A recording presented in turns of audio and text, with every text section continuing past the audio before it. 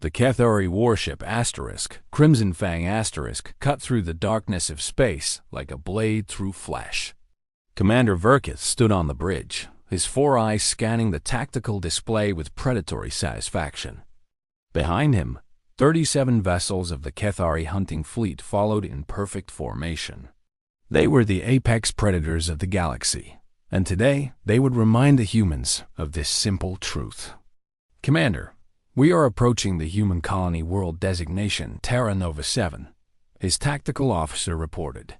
Scans indicate minimal orbital defenses. Population estimate, 400,000. Verkith's mandibles clicked together in what passed for a smile among his species. The humans had spread too fast across the stars, their expansion unchecked by the natural order of things.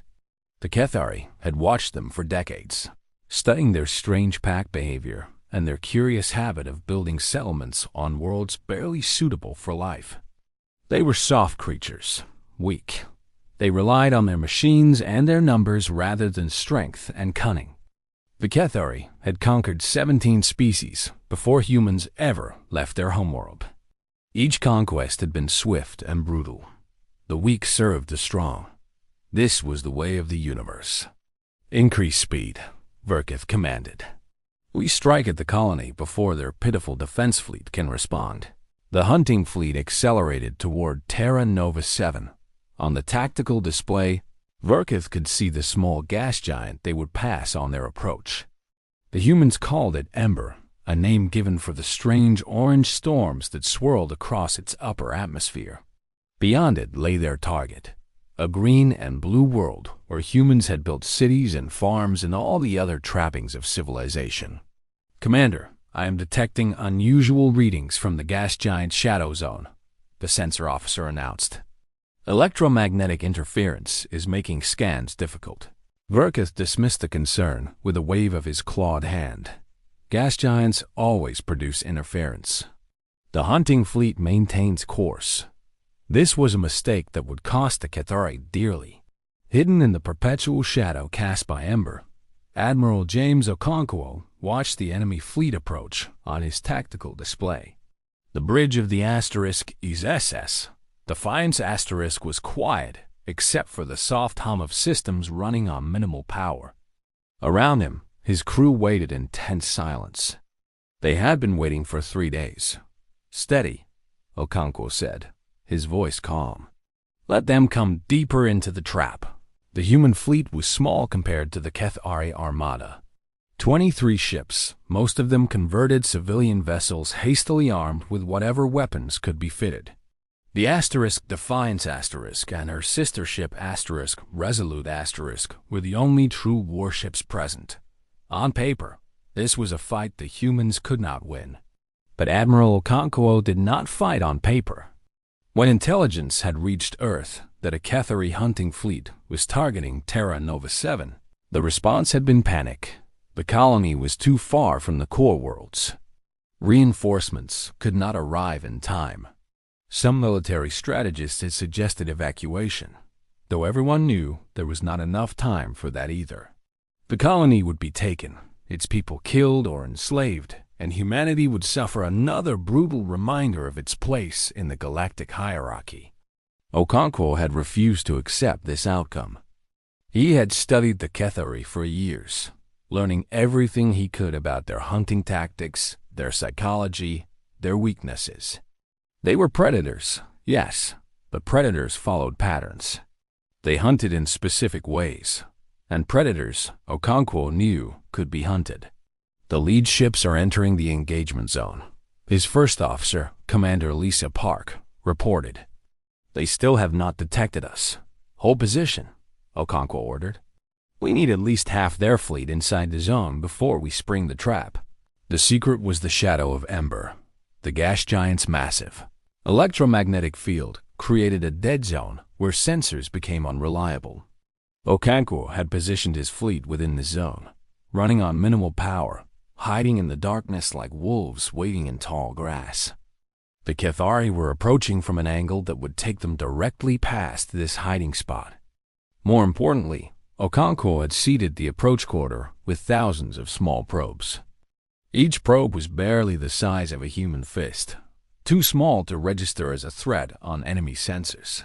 But each probe contained a powerful explosive charge and a simple targeting computer.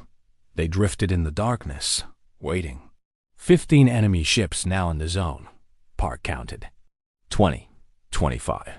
On the tactical display, the Cathari fleet continued its confident advance. They had not deviated from their course even slightly.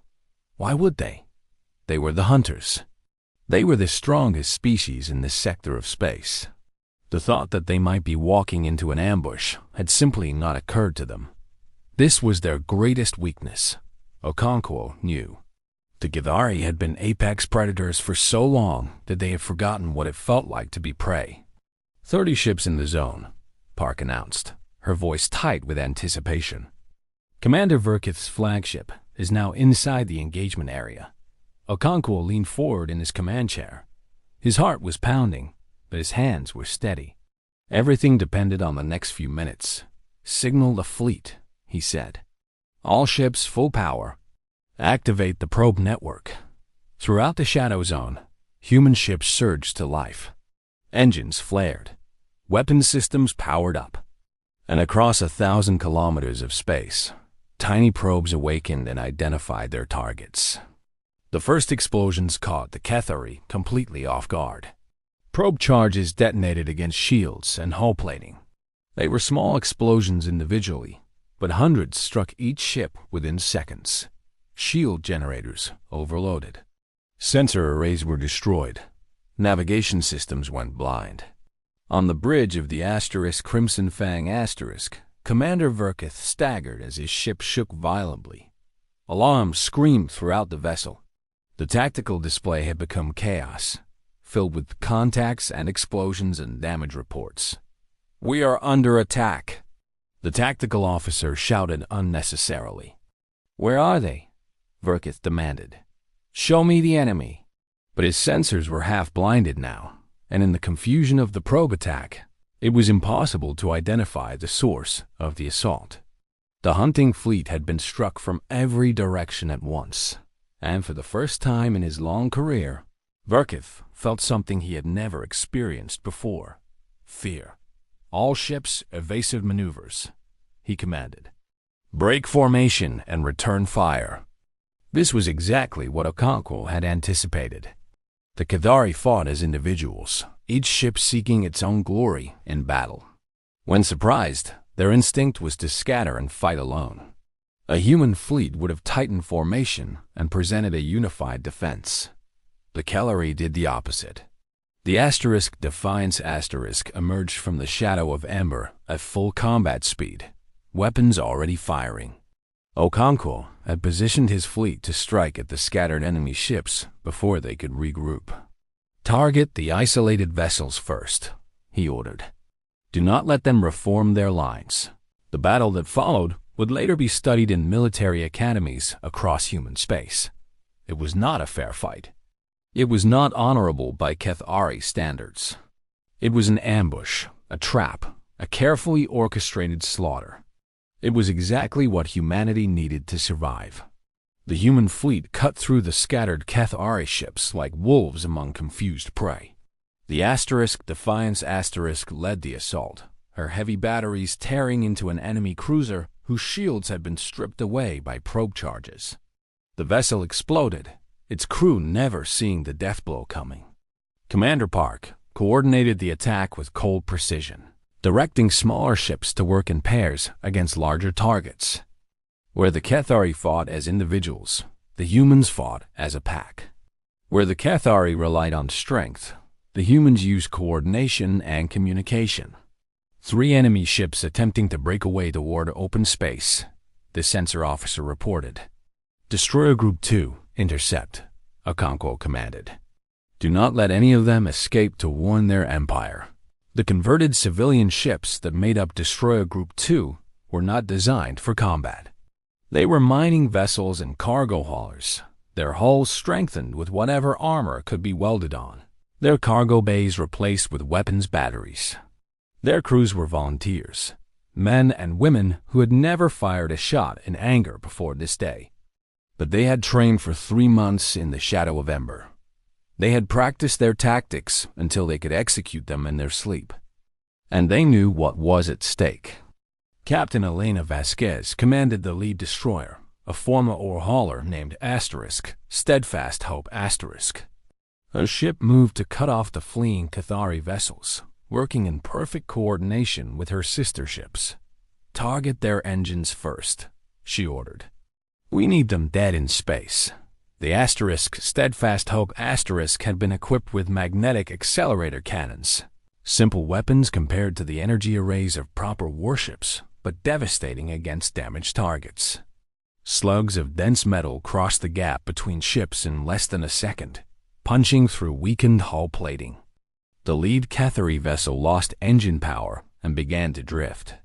The other two turned to fight, their weapons lashing out at the human destroyers. One shot caught the Steadfast Hope * amidships, tearing through her thin armor. Elena felt the deck shudder beneath her feet as damage alarms screamed. "All breach on deck 3. Sealing compartments." A human response came not from fear but from determination. The Steadfast Hope * continued her attack run, absorbing hits that would have driven a Cathari captain to retreat. Behind her, the other destroyers pressed the assault, overwhelming the enemy ships with concentrated fire. Within minutes, all 3 fleeing vessels were destroyed. Back in the main engagement zone, Commander Verkith was fighting for his life. The Crimson Fang had taken heavy damage in the initial probe attack, and now the human flagship was closing in for the kill. "All weapons, target that ship!" Verkith screamed at his crew. "Destroy them!"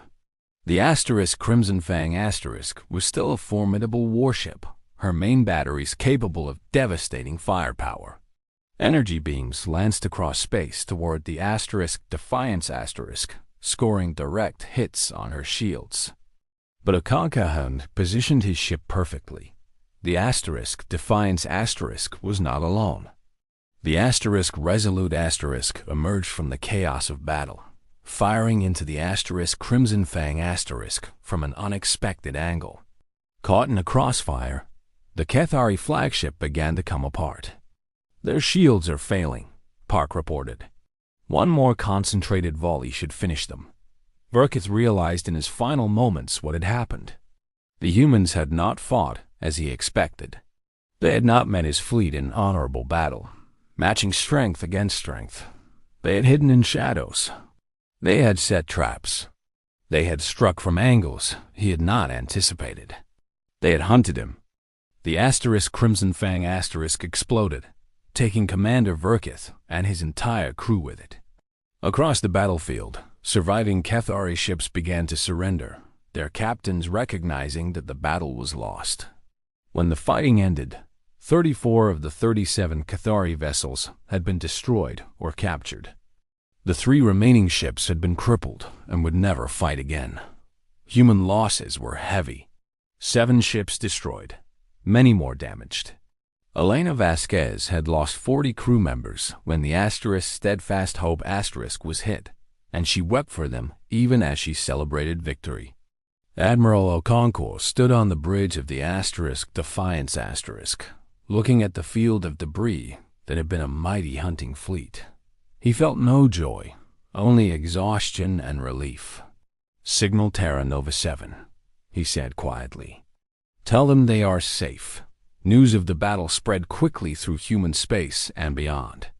The Cathari, the great hunters, the undefeated predators, had been destroyed by a force half their size. The victory sent a message to every species watching from the shadows. Humans were not prey. In the weeks that followed, the Cathari Empire withdrew to their core systems, shocked and uncertain. Other species that had considered attacking human colonies reconsidered. And on 100 worlds, humans looked to the stars with new confidence. They had proven that strength was not the only path to victory.